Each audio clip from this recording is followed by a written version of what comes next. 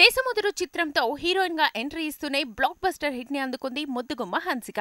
2007లో release అయిన దేశముదురులో అల్లు అర్జున్ కి జోడీగా నటించింది. ఈ చిత్రానికంటే 4 సంవత్సరాల ముందు 2003లో హృతిక్ రోషన్ హీరోగా రూపొందిన కోయి మిల్ గయా చిత్రంలో చైల్డ్ ఆర్టిస్ట్ గా నటించింది హన్సిక. మొత్తానికి బాలనటిగా నటించిన 4 ఏళ్లకే హీరోయిన్ గా నటించడంతో అప్పట్లో పలు పుకార్లు షికార్లు చేశాయి. యువతిగా కనిపించేందుకు హన్సిక హార్మోన్ ఇంజెక్షన్స్ తీసుకుంది అనే విమర్శలొచ్చాయి.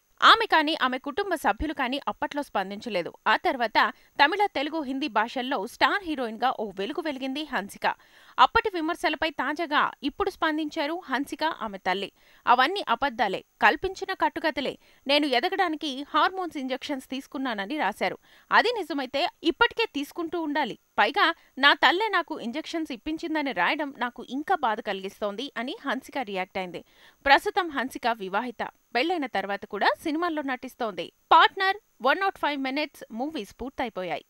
My name is Shruti, rowdy baby, guardian, Gandhari తదితర చిత్రాల్లో నటిస్తోంది హన్సిక.